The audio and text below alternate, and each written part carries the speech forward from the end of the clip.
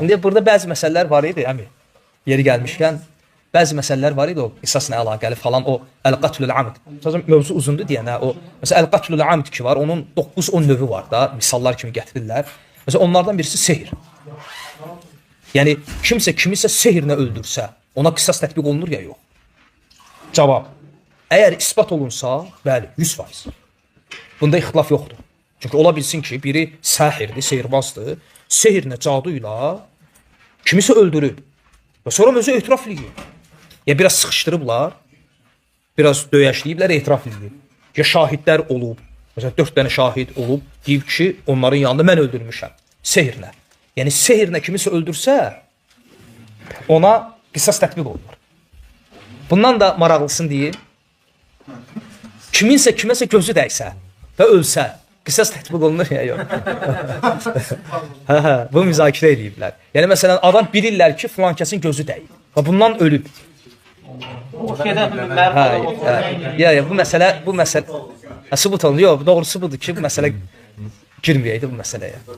Yəni ona da hökmü var. Yəni sadəcə olaraq burada bizim əldə elədiyimiz fayda nədir? Əldə elədiyimiz fayda budur ki, yəni fikir verin. Sehirlə, nəinki sehirlə, hətta gözləymə ilə adamı öldürmək olur. Fayda budur. Gözləymə ilə kimsə öldürə bilir və sehirlə. Ona görə bu sehir və gözləymə fıqh kitablarında qisas babında müzakirə olunur. Hə? Gözdə olan Hə.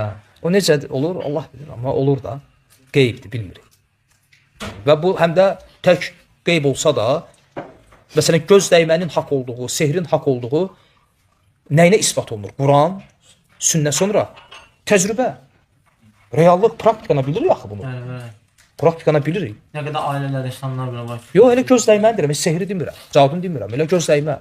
Məsələn, bilirik ki, adamlar var, hətta bəzi alimlər deyiblər ki, o gözləyən falan ona tətbiq olunur.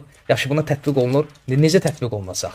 Məsələn, indi burada söhbət qisas tək ölüm deyil axı. Ənnən nəfsə bin nəfsi, vəl-aynə bil-ayn, vəl-ənfə bil-ənf, vəl-uzunə bil-uzun, vəs-sinnə bis-sin. Məsələn, biri-birini gözün tərifləyib, sən nə gözəl gözlərin var, o yatıb, durub ki, gözləri görmür.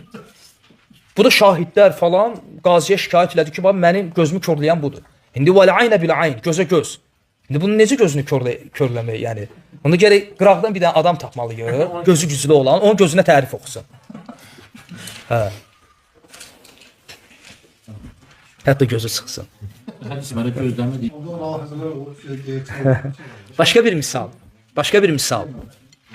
Məsələn, fıqh kitablarında mürtədin hökmü bölümündə, məsələn, sahir, kahin, arraf, hə? Bunların arasında fərq nədir? Cadukar, sehirbaz, falçı. Alimlər təriflər gətirirlər. Hansı küfürdür? Çünki sehirbazın da hökmü ölümdür axı. Çünki o da riddə sayılır, dindən dönmək sayılır. Hansı küfür deyil? Orada alimlər həmçinin gətirirlər ki, məsələn, əl-kahin 2 nöqtə süpürgəsi ilə havada uçan. Multfilmlər, Sovet kinoları göz qabağına gəldi, hə? Skaskalar. Hə. Deməli, fəqihlərin bu məsələni müzakirə eləməyi dəlildir ki, bu şeylər var. Yəni, süpürgə ilə belə də deyirlər. Yətiru fil hava bil miknəsə. Havada uçur süpürgəsi ilə. Bu dəlildir ki, bunlar var yəni. Bunlar nağıl deyil. Ona görə alimlər kitablarda bu şeylər müzakirə edirlər. Barakallahu fikum.